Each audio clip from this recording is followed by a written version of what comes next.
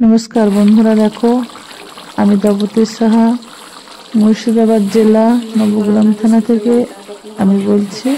আমি তোমাদের সাথে সবার সামনে আবার একটা নতুন একটা ব্লগ ভিডিও নিয়ে আসার চেষ্টা করছি। তো দেখো যাই হোক দেখতে তো পাচ্ছ আমি দেখাচ্ছি আজকে তোমাদেরকে ইঁচড় রান্না কিভাবে করে।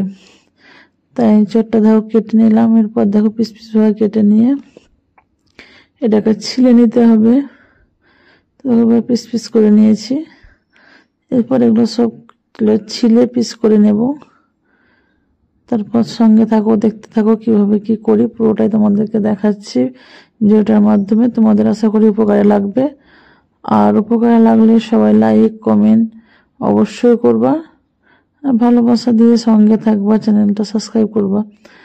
তো দেখো এগুলো কেটে নিচ্ছি এভাবে। দেখো আমার পুরো কাটা হয়ে গেছে, কেটে নিয়ে এটা রেডি হয়ে গেছে।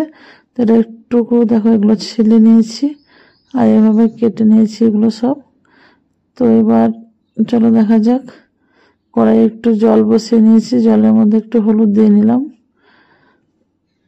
এতে করে এঁচড়টা ভাপিয়ে নেব একটু। তো দেখো এতে দিয়ে দিচ্ছি এঁচড়গুলো, এঁচড়টা দিয়ে একটু নেড়েচে ঢাকা দিয়ে দেবো। একটু টাইম ফোটার পরে এটা হয়ে যাবে, ভাপিয়ে নিতে হবে, বেশিক্ষণ লাগবে না।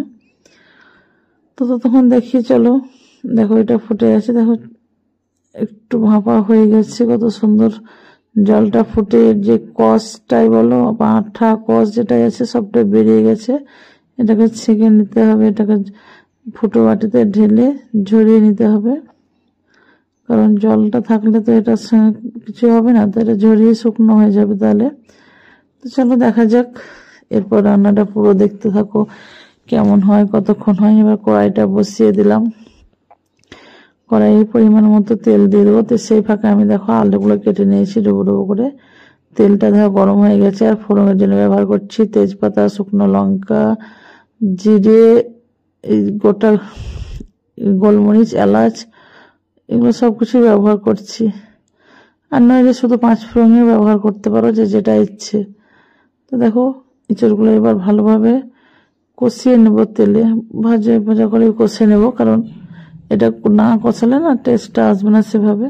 তো দেখো এঁচড়টা কালারটা কত সুন্দর হয়ে গেছে, কষানো হয়ে গেছে। এবার এটা তুলে রেখে দেব। তেলটা দেখো তলে দাঁড়িয়ে গেছে আর এঁচড়গুলো কষানো হয়ে গেছে। এবার এটাকে তুলে রেখে এই তেলে আলুটাকে কষিয়ে নেব।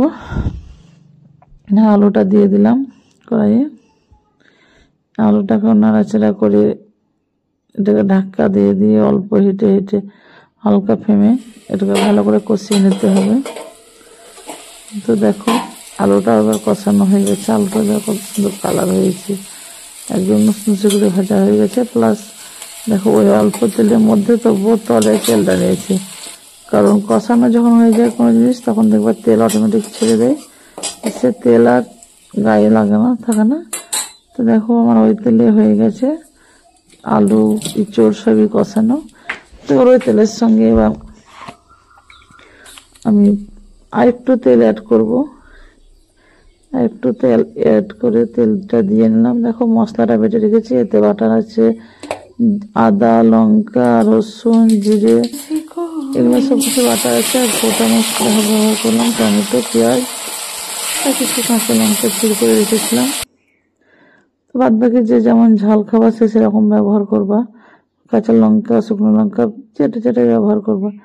দেখো বাটনাটা আমি তোমাদেরকে দেখাতে ভুলে গেছিলাম। তো এটাতে সব কিছু আদা রসুন, নিরামিষ নয় এটা আমিষ হচ্ছে, আদা রসুন আছে আর পেঁয়াজ অল্প দেওয়া আছে, জিরে এটা বেটে নিয়েছি, এটা একসঙ্গে বেটেছি। তার সঙ্গে দু একটা এলাচ দিয়েছি, কারণ এলাচটা দিলে টেস্টটা খুব সুন্দর হয়, আমার বরের খুব ফেভারিট। আর এলাচ সবাই না দিতে পারো, পছন্দ থাকলে দিতে পারো, পছন্দ না থাকলে না দিতে পারো, কারণ ওটা এমন একটা জিনিস সবার ভালো লাগে না, তাই কারোকে জোর করার মতো নেই। সিম্পল করলে না করতেই পারো, কারণ আমাদের তোমার দাদাভাইয়ের পছন্দ, তাই জন্য আমি এলাচটা ব্যবহার করি। তো দেখো আমার মশলাটা কষানো হয়ে গেছে। তো মশলাটা তো এবার দেখো তেল ছেড়ে দিয়েছে, কারণ এটা কষানো হয়ে গেছে তাই তেলটা উপরে দেখা যাচ্ছে। যখন প্রথমে দিয়েছিলাম কিন্তু তেলটা দেখাচ্ছিল না, তা কারণ হচ্ছে মশলা বলো যে কোনো জিনিস বলো রান্না করার টাইমে যখন কষা হয়ে যাবে তখন তেল অটোমেটিক দেখা যাবে। তো এতে এঁচড়টা দিয়ে একটু কষিয়ে নিতে হবে। মশলাটার উপরে ইঁচড়টা দিয়ে দিলাম, একটু কষিয়ে নেব। দেখো আলুটাও দিয়েছি, আলু দিয়ে ইঁচড় দিয়ে এটাকে দুটোকে ভালো করে কষিয়ে নিতে হবে একটু টাইম দিয়ে।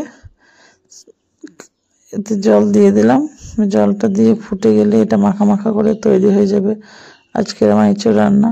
তো ভিডিওটা কেমন লাগলো অবশ্যই সবাই জানাবো, ভালো লাগলে লাইক কমেন্ট সাবস্ক্রাইব করে শেয়ার করবে, অবশ্যই সঙ্গে থাকবা। তো আবার নতুন ভিডিও আনার আমি উৎসাহ পাবো।